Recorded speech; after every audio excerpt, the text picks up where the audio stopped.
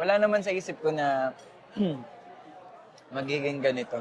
Ikaw ang tanging dahilan sa pag-ibig. Ano talaga, it's meant to be. Biglang may kahulugan ang pag-ibig sa mundo. Ikaw ang tanging dahilan na nagmamahal ako. Kaya ang puso ko'y sayo. And when I hold you in my arms, I promise you, you're gonna feel a love that's beautiful and new. This time I love you even better than I ever did before, and you'll be in my heart forevermore.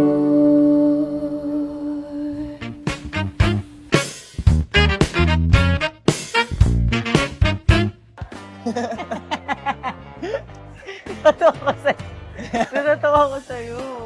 So, hi guys. Hi. So, ito yung first date namin. First date ko with Lars. Yan. How are you? I'm good. Sobra. Kasi bukod sa, ayan, masarap. Ay, ang dami natin pagkain. Dami nga, feeling ko takaw tingin tayo. Maubos ko yung lahat. Malakas ka ba kumain? Sobra. Super? Gano'ng kalakas? Gano'ng kalakas? Parang last time sabi mo ayaw mo tumaba eh. Oo, kasi feeling ko tumataba na ako eh. Hindi naman ba? Hindi. Parang ganun pa rin. Yan, kaya ko ubusin lahat yan. Start na tayo. So welcome sa first date namin ni Matt. Yeah, so, welcome guys.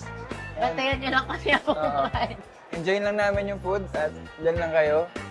So usually, anong cuisine ang favorite mo? Pinoy? Japanese? Pinoy talaga. The best para sa akin. Ako Japanese. Pinoy at saka Thai. Thai? Yeah, Thai. Hindi ko alam, pero minsan nawiwirduan ako sa lasa. Pero Tsaka sa- masarap, di ba? Pero masarap. Ako naman, tempura tapos ramen. Ang favorite mo. Ako naman di ako kumakain ng ramen. Okay. Wala lang, di ko lang trip kasi ang parang unhealthy siya. Grabe ka naman. Healthy naman yon. Pero kasi noodles eh, no? So parang, Ako sobrang favorite ko. dapat niyo isang sawa. Wala eh. Ay, pala. Nung pumunta ka dun sa venue kung saan tayo mag-blind date, Ah, feeling mo mananalo ka. may ganun akong feeling na kasi pumunta ako doon kasi gusto ko talaga. So ang goal ko, manalo. Kasi parang sayang naman yung effort ko, layo-layo ko. Tapos hindi ako mananalo, parang hindi ko kayang tanggapin. Pero minention mo, di ba, parang last minute ka lang nag-yes dun sa nag-invite sa'yo. Oo, last minute na. Actually, kakagising ko lang nun, tapos nagdalawang isip talaga akong pumunta. Kasi, kilala kita. Ayun, may ganyan si Lars Pacheco. Hindi ko okay, ganyan. Parang merong nagpo-push lang sa akin para tumuloy doon. Hindi ko alam kung ano yon. Pero, yun. Sabi ko, sige, go ko na to. Push ko na to. Well, nagdalawang isip ako, tapos kumain lang ako na naligo. Tapos nag-prep, tapos pumunta na ako agad.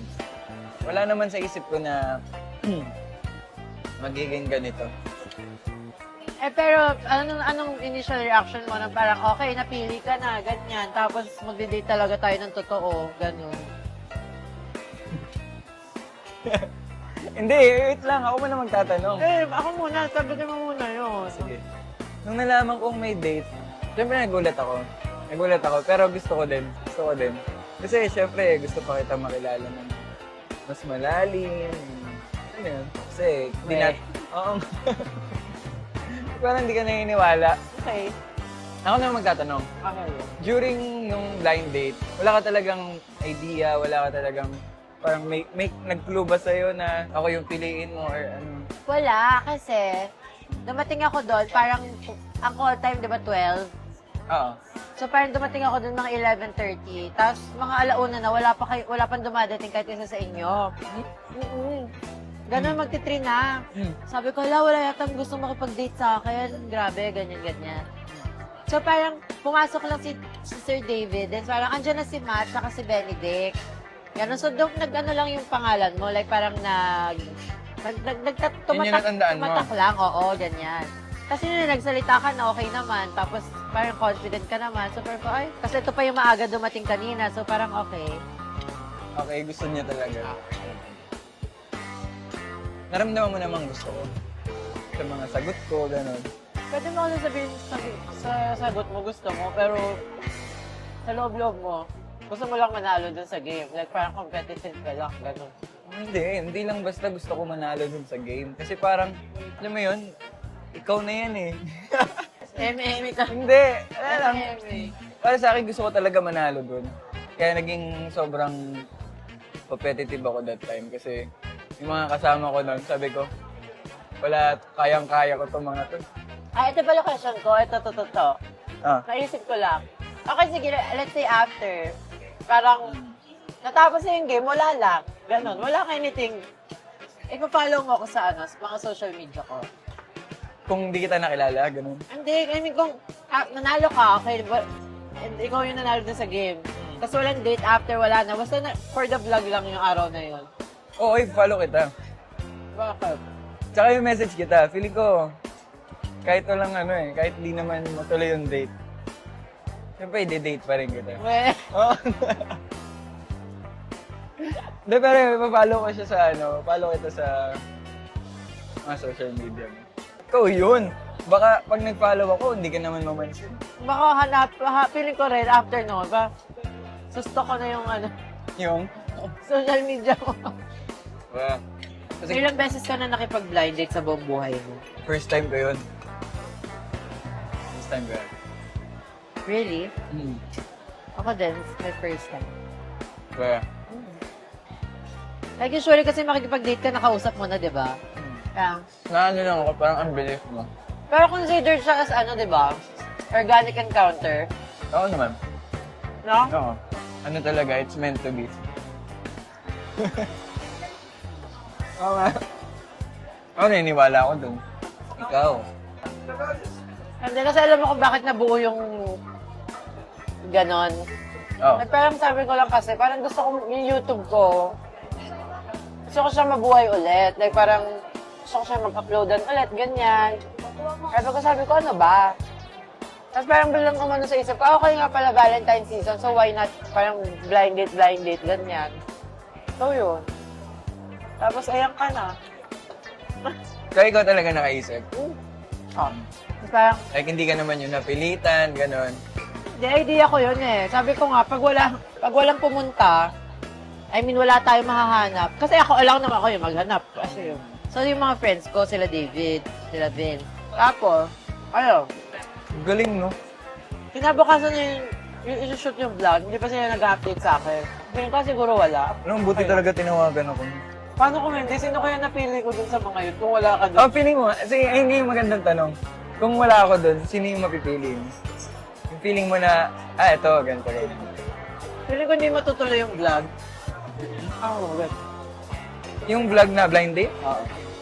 Naka-meant to be lang kasi yun, kaya kasi kulang yun. May kasabay kang ito, di ba? Oo. Si Mas. So, 6 na lang yun. Parang konti ng choices. So, baka sabihin, ay, risked na lang. Ganon. Baka, malay mo. Para sa akin talaga.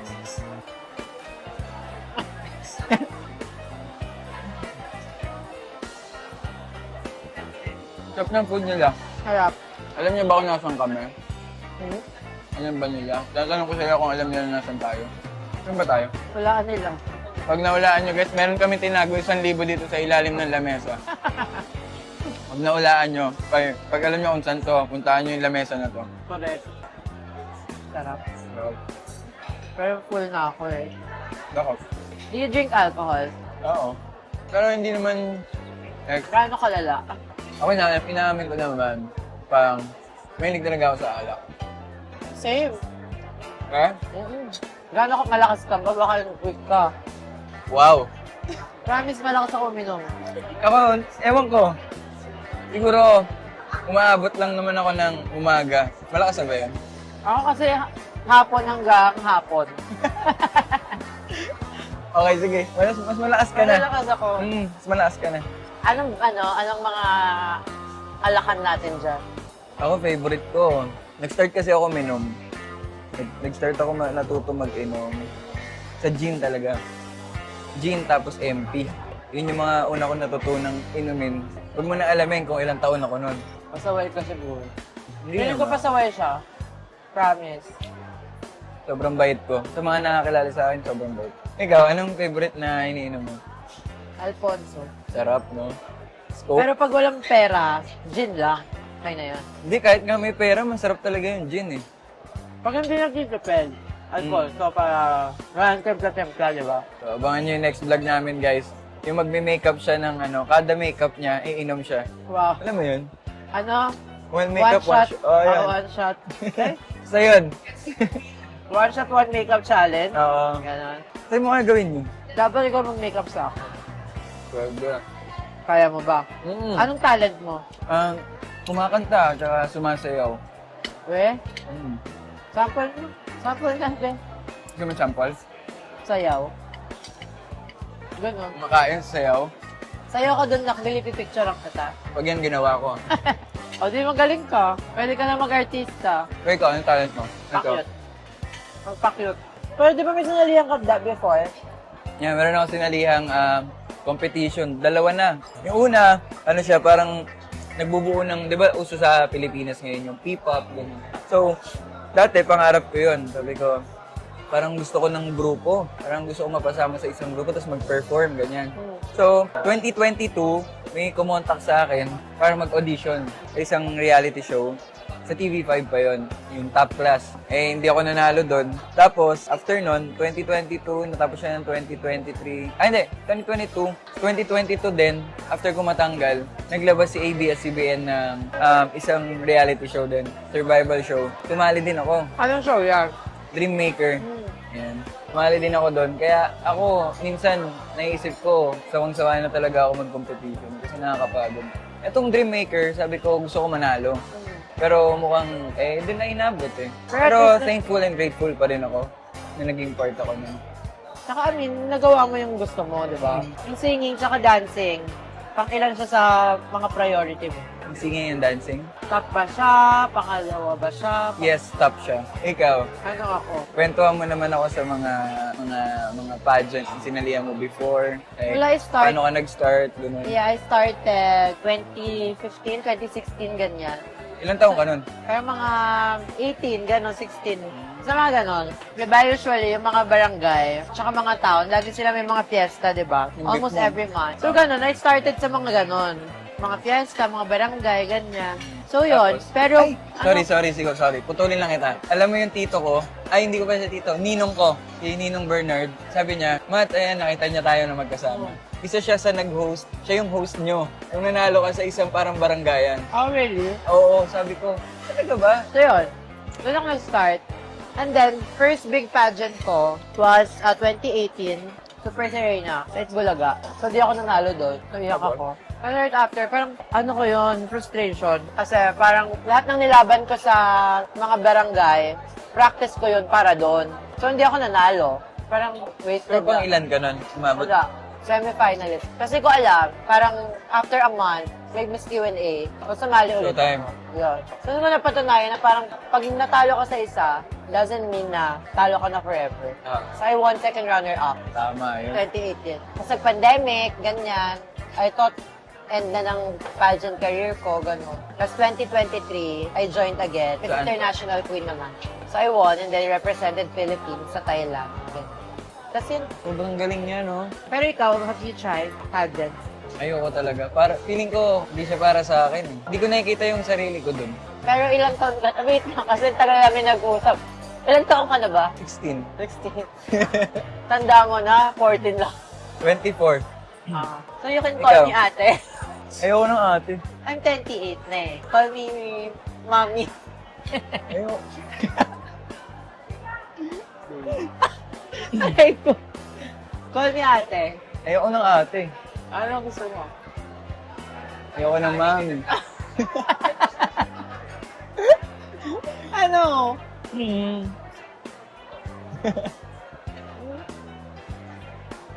Wala. 28 ka, ate agad? Hindi ba pwedeng... Bakit 4 years tanda ko sa'yo? 4 na taon lang eh. Oo, ano naman. Ano tinatawag mo pag mas matanda sa'yo? Ate, di ba? Depende, ikaw ba gusto mo tawagin kitang ate? Ang gusto mo. Ate? Nakshi na lang na. Ayoko nung ganun. Ate? Okay. Ayun nga. Pili ko di sila papayag ng ate yung tawag sa'yo. Ano? Eh kasi pang ate na yun eh. 24 to 28. Pero ikaw, may nakadate ka na mas ano sa'yo. Mas matanda sa akin? Parang wala pa. Laging mas matanda ako.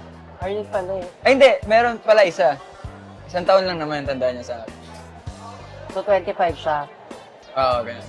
So, ano ngayon, 28 ka? Wala lang. Kaya nga sabi ko tawagin mo lang ako ate. Ate Lars. Ate Lars. Kumain ka na nga. Busog na ako. Alam mo tayo ako tingin mo. Nadaldal kasi tayo. Ayun pa oh. Sa'yo talaga yun.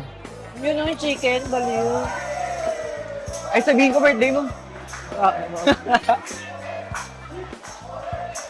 Ito mo. Sabihin ko birthday mo. Nakahiya. Nakagat ko diba? Ano may ibig sabihin pag nakagat ng gula? Ay, nakaalala? Or may nakamiss sa'yo.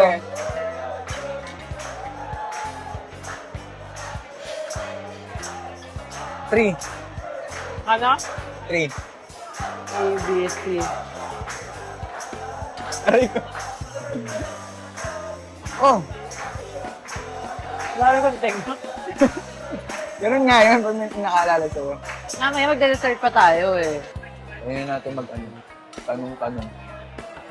Saan na? Ito.